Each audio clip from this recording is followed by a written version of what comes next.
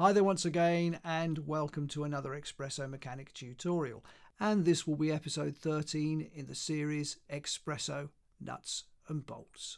Now recently Saeed from Knowledge Code Pro contacted me and asked if it was possible to use Expresso to override the functionality of the Align to Spline tag at a certain point along the timeline. He wanted to use the Align to Spline tag for 150 frames and then take over using keyframes.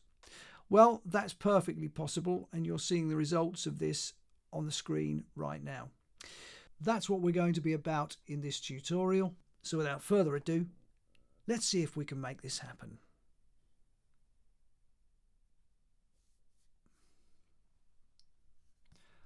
I'll bring in a sphere, make it 20 in the radius, might as well make it 60 to make it nice and round in the segments, and we can make it an icosahedron. It doesn't really matter, you don't necessarily need to do any of this, but I felt that I wanted to, so I did.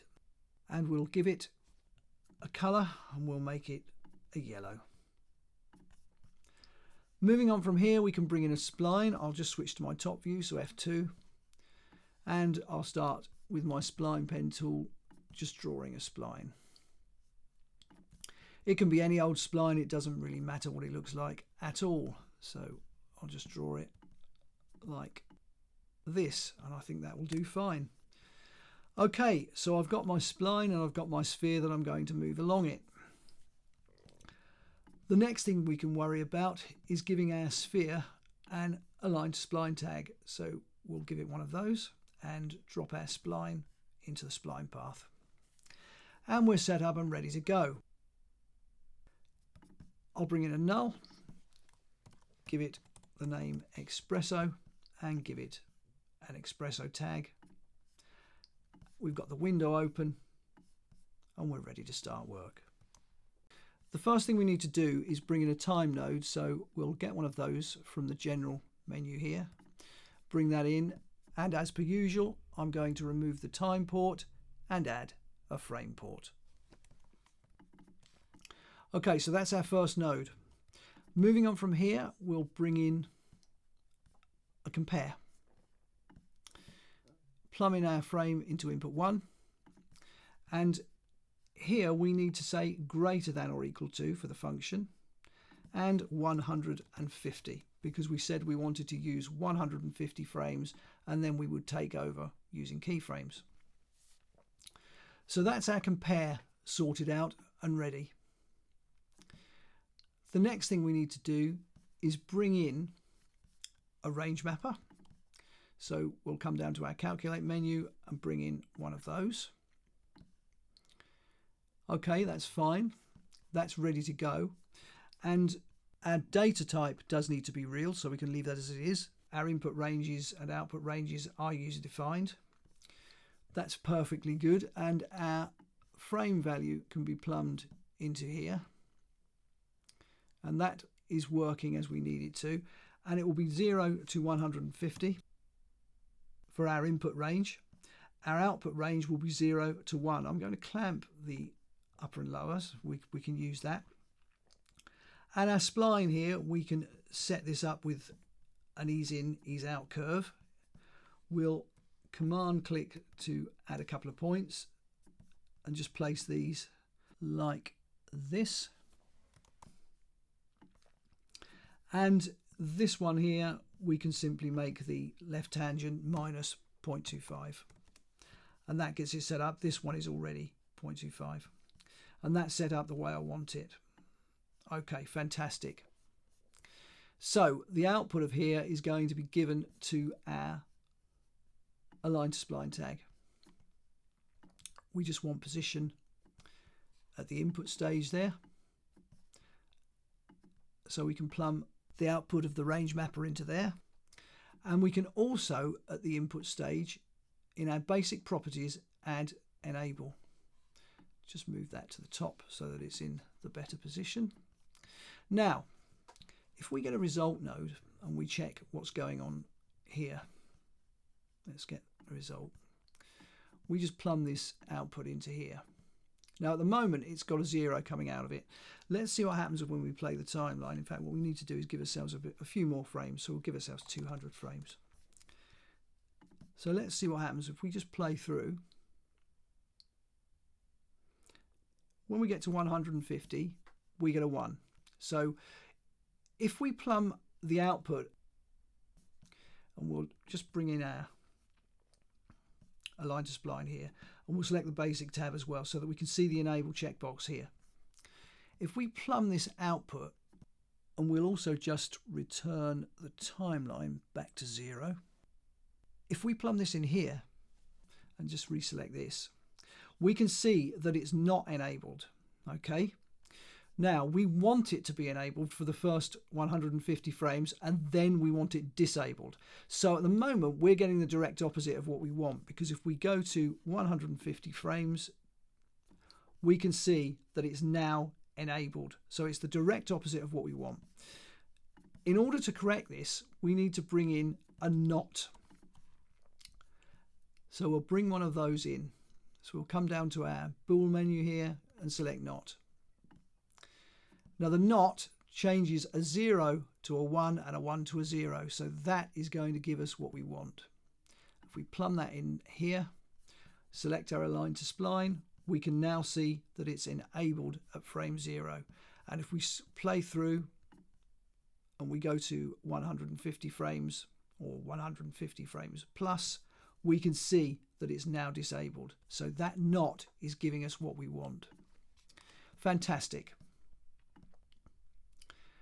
So moving on from here, the only other thing I want to do before I actually move on to doing any keyframing is actually do something here.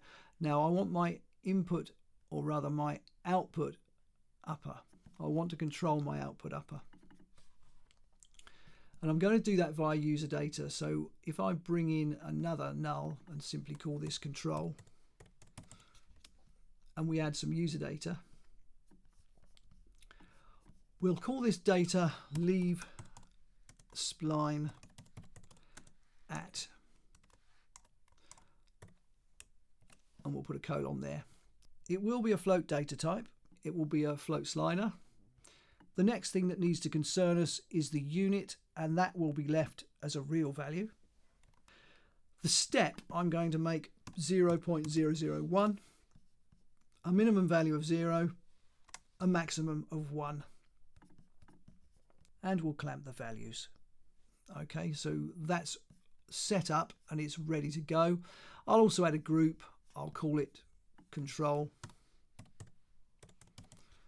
And as per usual, pull it away from the user data there, just drop it out of there and put my leave spline at within the control group. Hit OK, and now we've got a control tab and it's in there and ready for us to work with. So we can bring the control null into the Expresso editor here, come down to control, leave spline at, and we can plumb that in here. And now we can actually control when we leave our spline. So at the moment it's set to 0. We'll set it to just above, well, just let's make it 0.5. So we're going to travel halfway along our spline and then we can leave. So if we bring back timeline back to 0, and that's another thing that we get here. You do have to do a double click on this to get back to 0, and I've tried setting things up in here every way you can imagine. I've used expression, I've used initial, I've used generators, and I've used +499, -499, all kinds of different things. I've played around in here with the same thing, changing this to animation, changing it to generators, plus or minus. Nothing seems to work. It's always going to be the case that you're going to have to do a double click. But anyway, that's another thing that you can worry about. If you can find a way around it, please let me know what it is, because as I say, I've wasted a good hour or more playing around with that and I've not been able to solve it. But anyway, let's just see what happens here. So we play, we go through to 150 now, and you'll see that it stops at halfway along the spline. So that's what the control is allowing us to do.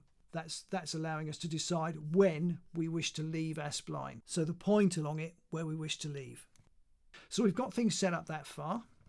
What we now need to do is come to 150 frames here.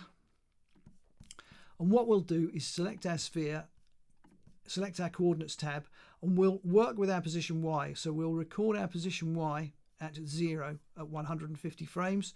We'll move through to, say, 200. We'll give ourselves a few more frames, actually. We'll make it 300 or 250 for the sake of argument. Just go 250. So at 200 frames, we'll advance our sphere's position Y. We'll make it something like 150. Make it 150. We'll just move this out of the way so that we can see it and record it there. And we can see that our keyframes are now there. So now if we go back to 0, we're going to go back to there first and then click again, which is what we've got to do. Play the timeline and we'll see what happens. And we can now see that our keyframes do indeed take over, and we leave the spline at 150 frames. And that's all because of what we're doing in here. That allows us to actually make that work. Okay. So that is how you go about doing it. And as I say, with the control, if you want to leave a little bit later, you can just adjust that and it will allow us to travel further along the spline before we finally leave. Okay, fantastic. So you can play around with that to your heart's content. But anyway, that is how you go about using Expresso to override the align to spline and allow you to use keyframes at 150 frames. That's how you go about doing it. And that just about completes this tutorial, because that's what I needed to show you. So I've done it, and that completes this little Expresso nuts and bolts episode. So as always, I really hope you've enjoyed this tutorial and that you've got something out of it that you can perhaps apply to your own projects. And if you have enjoyed the video, then please give it a like. And if you haven't already, please subscribe to the channel, leave a comment, and of course, ring the bell. And wherever you happen to be on social media, then please do share this video, because all this good stuff really does help keep the channel moving in the right direction. But anyway, that about brings the curtain down on this one. So I'll see you very soon on the next tutorial.